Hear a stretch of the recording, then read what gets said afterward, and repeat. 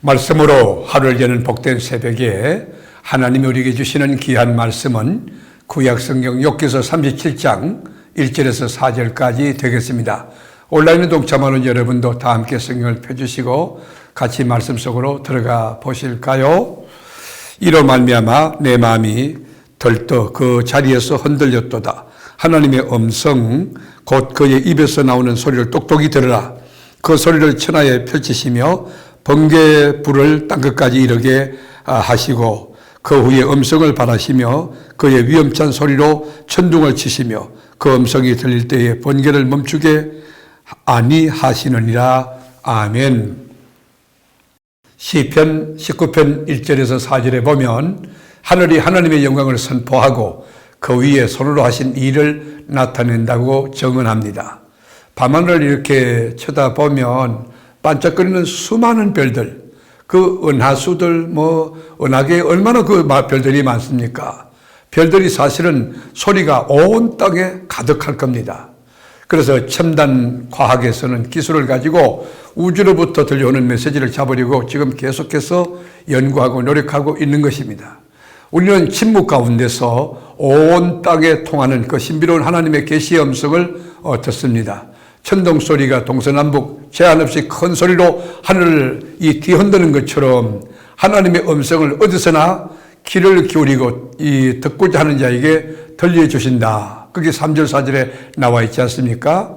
우리가 욥기서 37장 1절에서 4절까지 내용 보면 이로 말미암아 내 마음이 떨며 그 자리에서 흔들렸도다. 하나님의 음성 곧 그의 입에서 나오는 소리를 똑똑히 들으라. 그 소리를 천하에 펼치시며 번개불을 땅끝까지 이르게 하시고 그 후에 음성을 발하시며 그의 위험찬 소리로 천둥을 치시며 그 음성이 들릴 때에 번개를 멈추게 아니하시느니라. 여러분, 여기 그 소리를 똑똑히 들으라 2절에 하고 있지 않습니까? 무슨 소리였을까요? 제 생각에는 번개 치는 소리, 천둥 소리 쳤을 것이라고 추측이 됩니다. 눈가기는 매우 중요한 감각기관 아닙니까?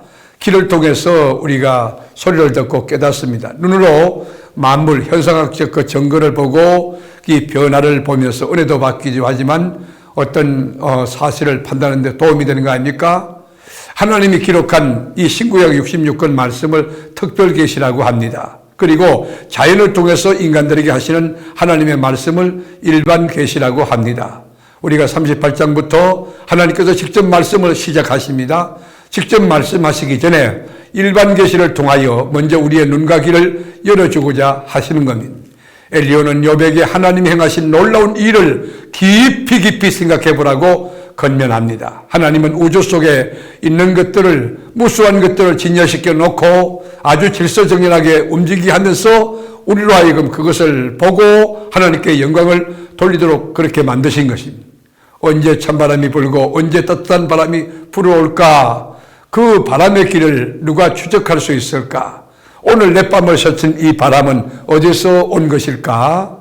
누가 이렇게 큰 우주 속에 어마어마한 이 텐트를 치고 그리고 기둥을 세우고 우주를 지탱해 나갈 수 있겠습니까? 그 18절에 보면 그런 내용들이 엘리야는 욥에게 말합니다. 그대는 그렇게 하나님에 대하여 할 말이 많았던가? 다고칩니다. 하나님께 무엇을 그렇게 끊임없이 묻는가?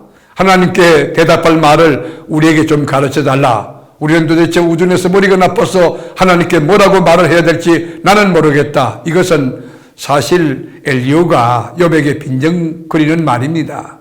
우리도 큰일, 작은 일에 하나님을 덜먹거리며 아무 생각도 없이 하나님을 입에 오르낼 때가 있지 않습니까? 하나님께 할 말이 있다고 해서 그 말을 어찌 다 할 수 있겠습니까? 이것이 이제 12절에 보면 그 내용이 나오는데 그 말들이 결국은 자신을 삼키는 말이 될 수 있다고 이야기합니다.